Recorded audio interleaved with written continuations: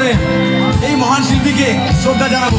সবাই যদি একটু তালে তালে হয়, যারা বসে আছে অনেক গুরুজন করে বসে আছে মনে হয়, তালে তালে।